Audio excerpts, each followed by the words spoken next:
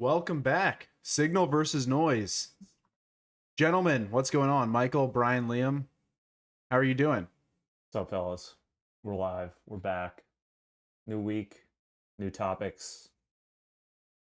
I don't know if the Excited. world got crazier after we launched the show, or it's always been crazy, but now we have stuff to talk, wider range of stuff Yeah, it to was talk hard to about. But hard to it's narrow crazy. the list. There was some debate on what should be on the list. The I final think, settlement list keeps on getting longer too. We're gonna have to do even more of these podcasts. the amount of news that Michael has is just insane. The guy's operating at a different level in terms of just all these inputs. Michael might have to start another show. You might have to do a separate live stream, a solo stream every week. Texas Hedge live show. The people want it. People are asking for it. The people don't have enough content yet. All right, so just for those who are new, right, we try to stream at 12:30 Eastern. We're about 5 minutes late today, but 12:30 on Tuesdays and Thursdays, released after the fact Wednesdays and Friday mornings. Today we're going to be covering four core topics. We're going to constrain ourselves to covering these topics in 6 minutes. We're all going to give our thoughts, signal or noise on each one of these topics. And then we're going to leave a few minutes at the end to just flag to you something that we found interesting. We're going to call it the lightning round for now. Probably we'll have a different name next week. Stay tuned. But we'll be discussing something that caught our attention. A quick share just for other information that we don't necessarily have the time to cover on today's show. So without further ado, the first topic for today's episode would be the recent developments in the world of AI. Have you ever heard of artificial intelligence? We're talking about today the latest between the US and China, the Trump administration. This headline here, I'll read it out. The Trump administration reportedly reviving push to ban Chinese AI models following the Kimi K3 launch, citing cybersecurity concerns. Gentlemen, I would love for one of you to start, just because I know you've already had some thoughts on previous shows, and there's even been some new developments just in the past 24 hours. So maybe Michael, if you want to tee it off here, give us your thoughts on just overarching, and then dig into signal versus noise. Like, what should we actually be paying attention to as it relates to this latest development? Yeah, so I think I'm gonna go at an angle to that's more concise, which is around the signal here is around like sovereignty and recognition that we don't live in a free market. There's a lot more happening that we'll cover. I'll let Brian and Liam kind of share the overarching like what's happening from a market perspective. I think the net for months it's been hinted at that or it hasn't even been hinted, it's been shown from the was it Intel that the US government took a stake in, and then there's obviously the conversation that's been going around with the government taking stakes in these frontier AI companies labs, that we're going to a, you can call it nationalistic, socialistic, communistic, whatever you want to call it, is we've not been in a free market for a long time. And the reality is the best technology and the best money is going to increasingly be harder for individuals to get their hands on, find, or at least find the signal on why they want it and what barriers are being put between them and the things that they need to thrive in a digital world. That the notion of these platforms, specifically Kimi, the other Chinese model manufacturers that are producing superior intelligence at a fraction of the cost of the frontier labs in the US, and the idea that the US government wants to either ban via national security issues, whatever you want to call it, while other large corporations like Microsoft is referencing, it was reported that they're going to start to leverage it for some of its Office suite, should give everyone pause of like what's happening here and what is a slippery slope we're going down and how do I protect myself from it. Because there's a number of like second, third order things we can pontificate, and we will talk about and theorize why they're happening. At the end of the day, this is coming. And you want to be prepared for that. And you want to really do your research and understand how to protect yourself. Yeah, maybe I'll jump in. I mean, there's a lot here as we referenced. I think when what um, was announced yesterday around Microsoft leveraging Kimi for Copilot, basically because it's cheaper for them to do, I think was a strong signal that basically the market forces are going to dictate how this ends up playing out. If companies, if individuals get more value from a Chinese based open source model, they are going to try to use it. it's very difficult to proverbially ban these things because they are more open. You can fork them yourself and use them. And then, yesterday there was this headline that we're looking at here around like, well, is the US going to ban these models? Bessent today walked it back a little bit. He said, we're pro open source, but we are going to look into basically IP theft. So the insinuation there is that if Kimi or DeepSeek is basically taking the US frontier models, distilling them, and then basically, putting them out in the open for cheaper, then maybe the US government has a problem there. And so I think, we referenced this before we hit record, but this is a fluid situation. Even the government doesn't really know what they're doing. Everyone's kind of flying by the seat of their pants. It's massive signal in the sense that, this is the one topic I think we all agreed we needed to talk about because it is the biggest story in sort of technology markets, as we've discussed, sort of equity markets, where they are today. They're completely driven by, well, are these US frontier labs going to be successful into the future? Is all of the CapEx, all the debt that they're accruing, are they going to achieve some ROI in the future that makes all of that worth it? If they're getting undercut by these open source models out of China, like that is a potential problem for that story and that narrative, for equity markets, for tax receipts, all the things that are downstream of this this bubble, effectively, whether you think it's a real bubble or not, whether you think it's sustainable or not. This is a super important story. And so I would say this is massive signal. Not that I have like, a crystal ball into how it's going to play out, but it's something that you need to be paying attention to for sure. Yeah, I mean, I would just go real quick here because Brian, I think you distilled the most signal so far on the last like minute or so of what you just described, right? Because ultimately the analogy that I would make here is that you have these companies that have insane valuations. You point to the incentives where it's like, okay, well, these companies, there's a lot riding on these companies being successful, entering public markets next year. And then for competitive businesses to come out of China and be able to produce a similar product, or perhaps in some cases an even better product at a fraction of the cost, is going to put a lot of pressure on these valuations. And there's so much just beyond the valuations of these companies, but the whole idea behind the productivity boom and this growth miracle that so many think is going to come from AI.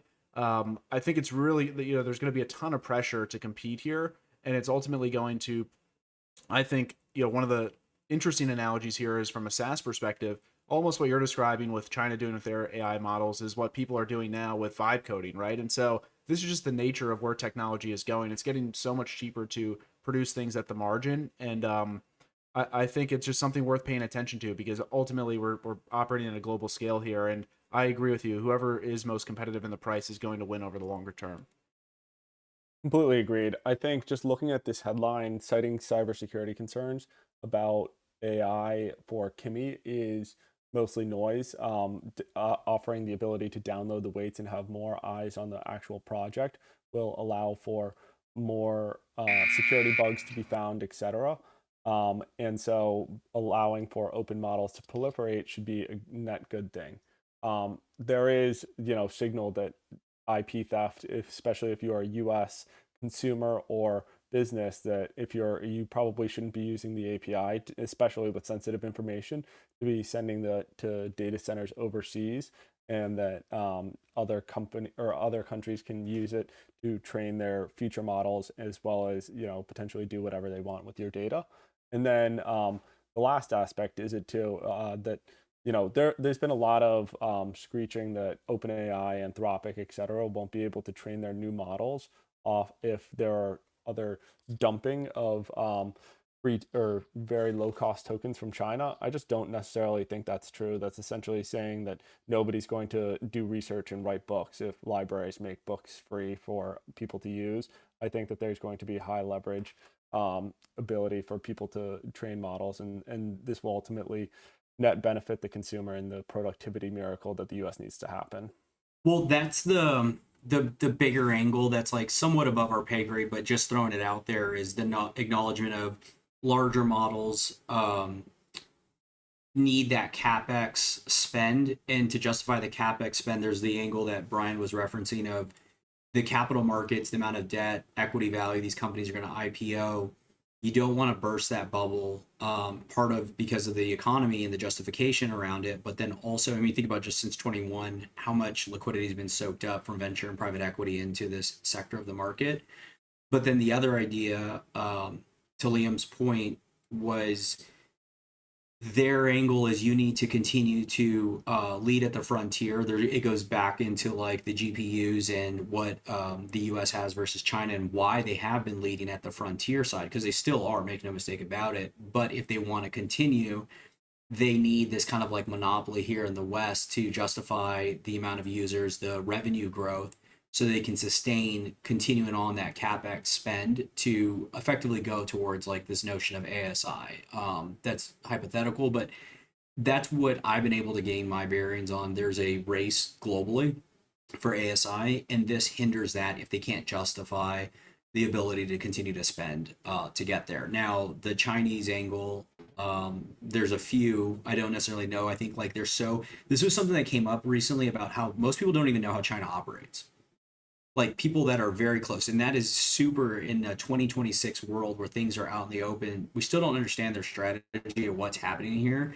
But I do think that's a component, whether it's true or not, that they can't actually lead at the very edges of the frontier when it comes to the size and number of parameters, because they won't be able to justify the amount of spend required. Now, is that true or not? I do think it happens to be true based on everything I've seen, that there's a heavy amount of not only energy, but data centers when it comes into this. So that's a component that like falls into all of it. How do we do on time? We went over, but I think that's valid. Yeah. This is a big topic with a lot of angles. Agreed. Producer Nick fell asleep. I was waiting for the buzzer. Oh, it buzzed. It buzzed when Liam was talking. Yeah, I got buzzed on. Yeah, all right. Let's move on to the next topic then. So we got something in the markets here. Jamie Dimon says markets underestimate risks and he wouldn't buy stocks or treasuries at current prices. That's a little bit of a conundrum. Brian, this is a piece of news that caught your attention. Before you give your take on signal versus noise, could you tee us up here just in terms of what this piece is distilling on Dimon's latest thoughts on the market? Yeah, I mean, I guess there's not like a ton of preamble here outside of, I guess, Jamie Dimon was being interviewed and he said, I do think risks are probably bigger than other people think, pointing to wars in Ukraine and the Middle East, tensions in the US, between US and China, and rising military spending in a time of mounting government tests. I mean, my take is like, this is definitely noise in the sense that you shouldn't care what Jamie Dimon thinks about markets. He's not saying anything novel here. He's saying things that are pretty down the fairway if you're being honest about where markets are today. Equities are near all-time highs. U.S. Treasuries and fixed income in general has been negative real yielding for about a decade.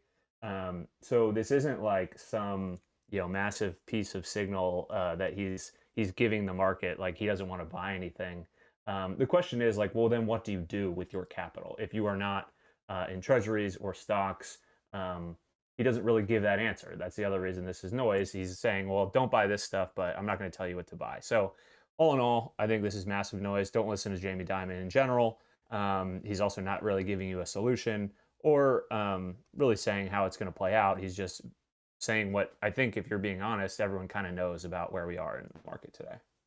Yeah, I would take the other side. I think this is massive signal, mainly because he's saying the quiet part out loud. We occupy this corner of the internet that talks about debasement and why there's a real cost benefit analysis that people don't do when it comes to equities or bonds as it relates to the downside of what could happen if you wake up tomorrow.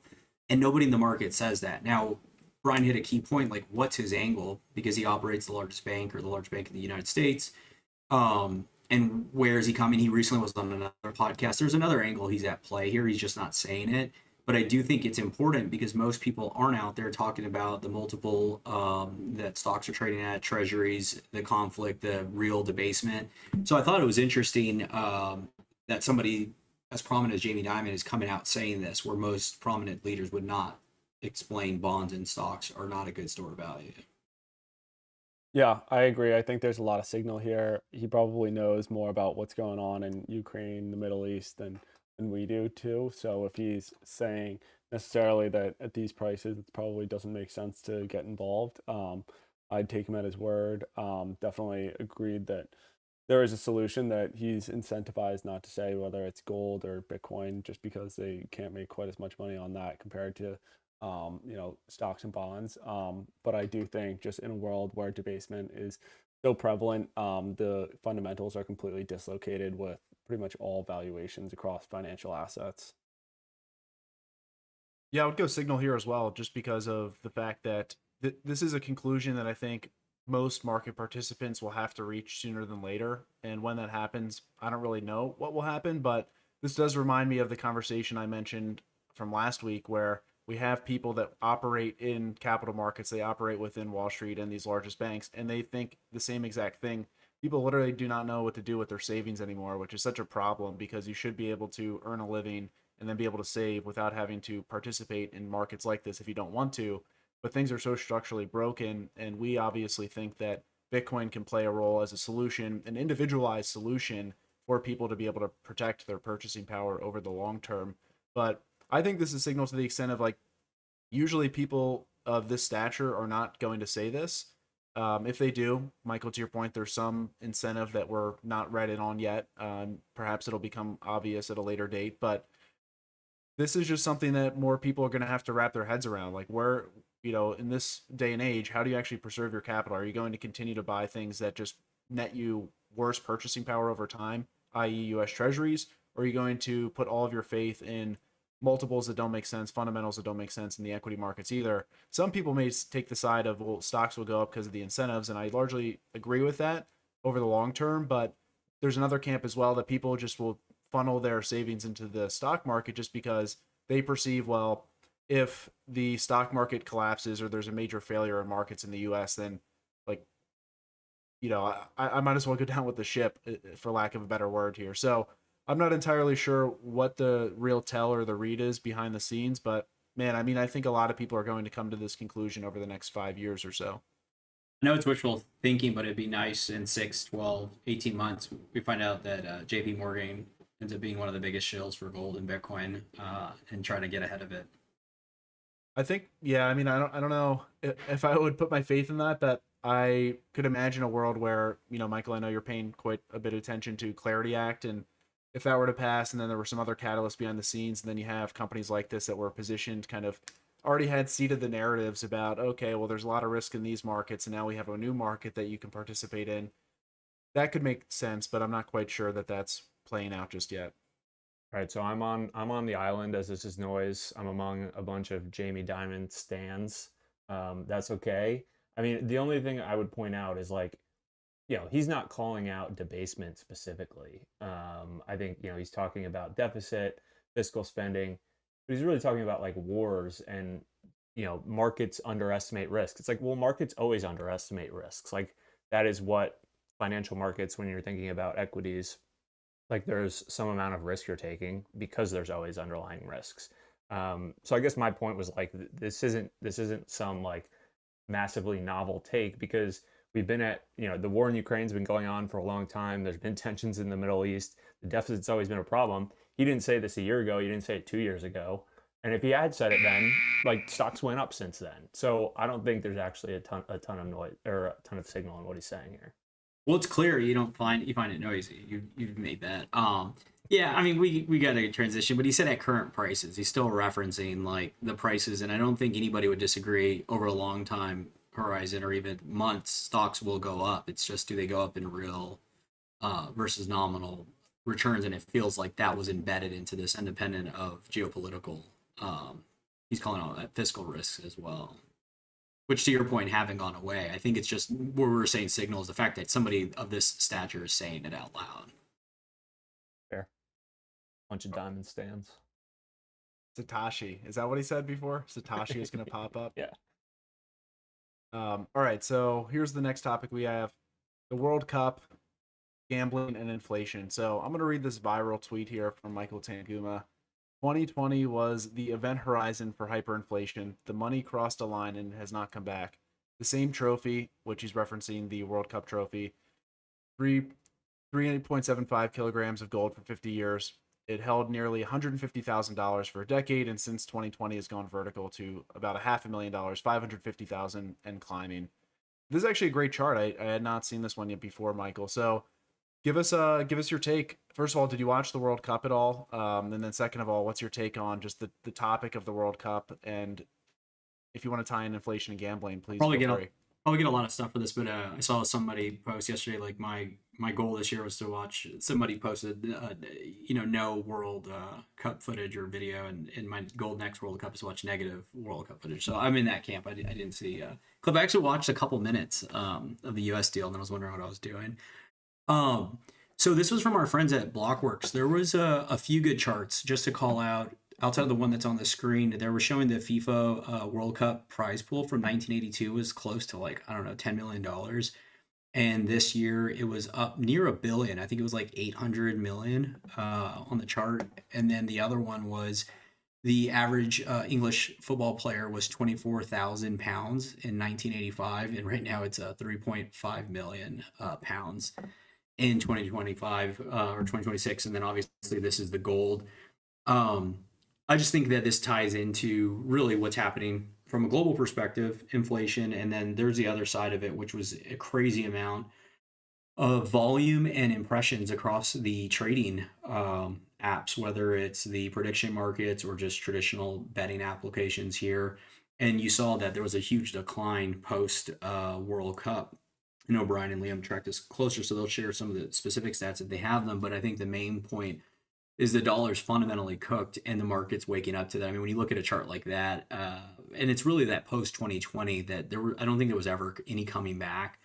And most of the market's not necessarily pricing that. And then what are all the downstream effects, whether it's the amount of gold in the World Cup trophy all the way to, salaries, or just what does that behavior incentivize when it comes to gambling? Yeah, I mean, I can go ahead and jump in. So, Michael, like you, I did not watch much of the World Cup at all. I did catch 20 minutes on Sunday, but that's about as long as I could hold my attention for the finals match. And I did notice the rampant amount of Kalshi ads, actually. So much to the extent I was at my in-laws' house, and we were watching together for a little bit, and my mother-in-law was like, Kalshi, what is that?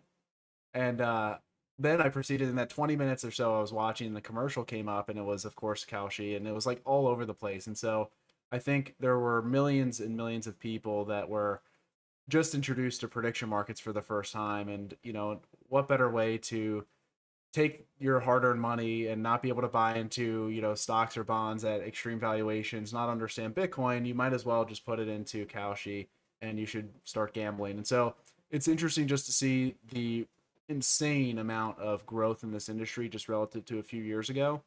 And then I totally agree with you. This, maybe it's a little bit noble that FIFA still has the same amount of gold in the trophy for all these years, and maybe that's a testament to, they're doing, they have some amount of integrity in that sense. But it is crazy to look at this chart over the past 100 years and see the trophy has not changed at all, but the units at which it's measured have just pretty much gone, printed into oblivion. It's essentially monopoly money. So, yeah, I mean, kind of a sad state of affairs between those two things. I really feel for people who haven't really found a way to, or a solution to, kind of circumvent all of the societal collapse and the monetary collapse, and haven't found Bitcoin or another viable solution that works for them just yet. Yeah, knowing FIFA, we should probably check to see if that's real gold in the current trophy, because FIFA, notoriously, historically, one of the most corrupt organizations in all sports in all of the world, really. I did watch some World Cup. All it really did was remind me that soccer is probably my least favorite sport. Too much flopping, not enough scoring, some really terrible refereeing. And yeah, I mean, I agree with everything you guys said in terms of this being signal. It's a signal to me of just financial nihilism at scale. When the money's broken, people can't save, and they are, increasingly pushed via, insane amount of advertisements towards Kalshi, prediction markets, DraftKings, all forms of gambling. And, the prediction market stuff is really, nefarious in terms of it being positioned as not something other than gambling. It has this other component to it where someone doesn't feel like, they're necessarily gambling, because if it's, on an election or something outside of sports, it's like, well, I'm a smart guy. I have information. Maybe I'm going to, place some money on this outcome. So it's kind of this facade to hide the fact that it's gambling, but it's really the same thing. And it's unfortunate because, if you look at any of the data around losses on these platforms, like it's staggering. Like a very, very small percentage of people win or are profitable via prediction markets and especially sports gambling. So it's signal, but it's a sad state of affairs. Yeah, the real chart of this gold in the World Cup trophy and how much it's been devalued over the past 100 years is a real signal. CPI will make up whatever metrics it wants to say about how much prices gone up over the past 100 years or so, but it's obviously wrong when you look at images of just what food used to cost or anything, even from shows or movies from a relatively recent amount of time. The numbers just don't add up to what they actually come across on the screen. And so this is a lot of signal that this is actually what the real world looks like. And yeah, I agreed that FIFA is kind of one of the noisiest things. Just go outside and do things yourself rather than watch other people do them. Yes, on that topic, Liam, just real quick, I'm amazed about like the general population's interest in like what celebrities are doing what at like these types of sporting events. It's like, oh, who is that? Like, I'm just thinking to myself, like, how would you ever give a shit like who's at a sporting event? But yeah, let's carry on. We got the last topic to round it out here. So, White House reportedly backs Trump ethics language as Clarity Act push enters the final stretch. Is it actually the final stretch? That's what I want to know. Are we going to see the Clarity Act passed? That's what the people want to know, and that's the information that Michael has. Michael, what's the read? Is this signal or noise? I think this is signal. I think that this has gained a lot of mainstream attention across all financial platforms. They're talking about it. This ties in. I mean, Bissent was talking about it last week. I forget who else was tweeting. I think Bissent last night. And then who's our buddy? Not Bo that took Bojangles' spot. Patrick DeWitt. Yeah, DeWitt, Patrick Witt. yeah. I think he's part of an area of the. He participates. I don't, it's something equivalent to the National Guard. I'll get butchered for this, but point being is that he was called on for whatever residency he had, and he was able to defer it to help get this across the finish line. I think that for the past couple weeks, we've been talking about whether it's global adoption of these assets, and then specifically around the policy. Japan was the most recent.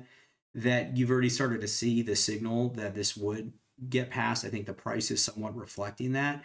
And so I've continued to believe that this will be done, specifically because of what we talk about with the debt and the need and proliferation of stable coins to soak that up. And so I think this gets done. The core idea, or the latest, was that the ethics provision, Trump had agreed on it. It went back to the Senate. I don't think it's out yet, but in the coming day or two, they're going to release what that language looks like. And then it just effectively needs to be voted on before, I believe, the first week of August. So I think the prediction markets have it at still 40%. But I do think that we would expect it to continue to trend up. It just jumped to 80%, I think, today. No way.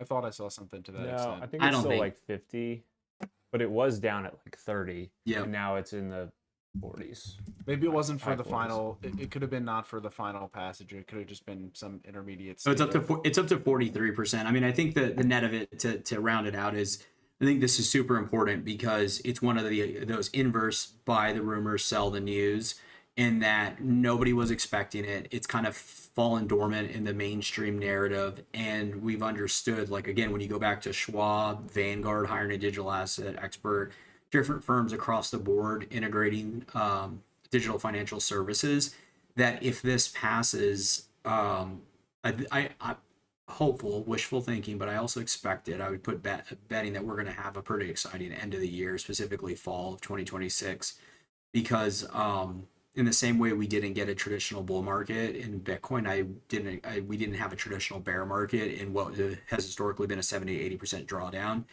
And so if that's the case, I think we take back up again.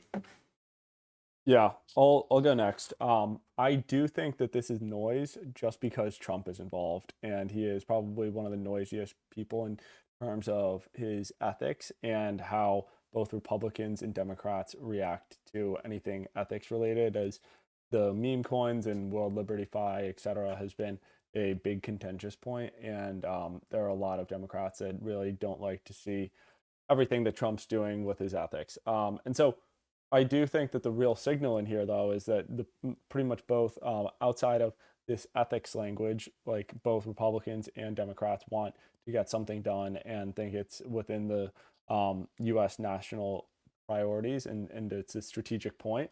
And so I think between now and what is it, the first week of August, we're going to see more noise back and forth. But the general trend is that they want to get something done. It looks more like 50% now, even after it was just like a third yesterday. So it's going to be noise until the next 2 or 3 weeks. But signal is that the powers that be want this. Yeah, I think that's a good point, Liam, that there is clearly at this stage bipartisan support for the actual sort of meat and intent of the bill itself. There was, previously, maybe 6 months ago, dispute around some of the yield dynamics. That's been sorted out. And then sort of the last barrier, it seems, was this ethics stuff, which, like, it's the interesting aspect of it to me is like, Trump already did all of the scams. So it's like, why wouldn't he agree to some sort of ethics provision or language? Because unless there's like clawbacks to being like, hey, we're going to take that billion that you made from your meme coin, like, what's the downside in, agreeing to something that like you can't do that stuff into the future. So at this point, I would be surprised if it doesn't get passed, because it does like, yeah, Monday you were like, this isn't happening. Well, I mean, Besant just said, I guess an hour or two ago, it's at the 1 yard line. So I'm going with Scotty. Here's a cynical take. This was always going to pass. It was always baked in, and the grift was always going to happen. We didn't have it, but it was on the top list, so we can cover it here because I know the guys are interested. It was the Truth Social stuff and the API. I'm shocked it wasn't part of it, and everyone's talking about. No, not part of the list, but part of the conversation. Yeah, it has nothing to do with the API. It has to do with the air cover for grift, meaning right. like it's normalizing insider trading. Well, no, not even necessarily that. Maybe that, but more of the angle of like whatever $1 million checks are handed for the API is how you justify taking that, which goes to another level of like, how is it part of this bill that there's an ethics provision, but then in other parts of the market, he's allowed to operate Truth Social and then his tweets are tied to Capital, So then if you go full circle, then you're like, well, this was always just like a theater versus actually Signal. But anyway, that's the angle. When I first saw the Truth Social stuff after seeing all of the World Liberty, it was less around, oh my God, they're doing this because nobody's on Truth Social. Like, it's not like this platform that has a bunch of users, mostly bots. I think they have data on that. It's more of you just justify the ability to charge people tens of millions of dollars to access this, and then that's how you line your coffers as a politician. Yeah, crypto is down too bad. Trump's like, they're too poor now. He's moved on to other scams with richer people now. Yeah, the equity markets are nice and frothy. Yeah, exactly. I don't have much to add here. I'm going to say it doesn't get done, though. Mostly just out of not wanting to be disappointed. I've just been so disappointed the past 2 years. Well, it's bullish for Jackson because he's working to escape the permanent underclass. And I think if we get this Clarity Act, I do feel pretty strongly we're going to have a pretty exciting 24 months in this industry before they pop it all. And if that happens, everyone that's holding Bitcoin or interested in this space is going to have a nice next 1 to 2 years. All right, so how do we do this lightning round? This is something that Michael, you came up with. Originally, the show was 5 topics, 5 minutes each, but we're adapting, as you can tell. And so I want to get people involved, provide feedback, let us know what's working, what doesn't, what are you interested, what are you not interested in. The idea for the lightning round to round out the show today is each one of us can just share something that caught our attention and just riff on it real quick. And if anyone has a reaction, feel free to add it. But Michael, am I accurately describing the purpose of the lightning round? Yeah, I think the core idea is it's a noisy world. There's so much content out there, and so we're all, diving into an insane amount of research, podcasts, etc. And so if we highlight something that we're paying attention to across, the internet, the interweb, you might find it valuable. The one that I had most recently was the podcast, The Diary of a CEO. There was the OpenAI whistleblower. His name's Daniel. I won't pronounce the last name. Daniel Coca, whatever. But he really outlines, I think the most interesting signal you can find in AI is find the people that were at the labs before. Across the board, if you're investing or joining a company, you should look at those individuals, because a lot of those individuals have been at the inside of what's happening. That happens across sectors. It doesn't matter if it's digital assets, traditional tech, that once you're an employee, you can see where the angles are, you can see where opportunities are. This guy was on the other side, which had took the black pill on what they're racing for and just breaks it down. So I think that would be highly interesting for individuals that want to get outside of the traditional noise of mainstream and East versus West, and actually what is at stake and what are they gaming for. Nice. I'll go next. I would recommend a Substack called Crossing the River. Michael, you spoke about it earlier, how many people don't actually understand what's going on in China and how people operate. The whole concept behind the newsletter that I found through Bill Gurley promoting it was it's all about entrepreneurship in China and the best founders, venture capital landscape, and what people are building over there.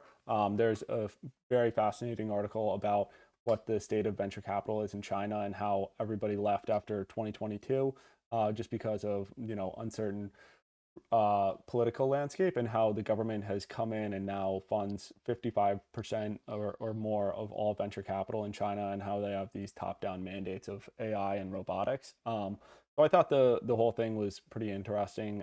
You could go through them pretty quickly, and I honestly wasn't super familiar with the topic, and so would recommend people to check it out. Alrighty. I'm gonna go and couple of things here. I mean, the main plug is for a follow on Twitter at Hormuz Letter. And the spirit of what I'm gonna say here is there was a story that I wanted to put on the list that nobody else thought should make the list. And that is that the Strait of Hormuz is still closed. And so a few data points here. The number of ships crossing the strait is back to levels consistent with the pre-MOU, so the memorandum of understanding from a few weeks ago.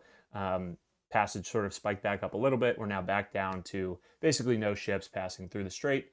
And then oil, so crude oil inventories are at the lowest in 45 years. And the higher level of what I want to say here is we talk a lot about AI, we talk about the Clarity Act, we talk about digital asset infrastructure. I think there's an argument to be had that there's a lot of distractions in the world going on right now. And at the end of the day, we are at war, and the Hormuz is closed, and the world is constrained for energy and oil at a time when, as we talked about with all the AI, CapEx, infrastructure, we need more energy than we already have, and we're being constrained by these activities and the tension. And then if, just an hour or so ago, that handle that I mentioned, Hormuz Letter, tweeted out, breaking, at least 8 oil tankers have aborted transit through the Bab el Mandeb Strait. So this is a separate strait following the Houthi naval blockade against Saudi Arabia.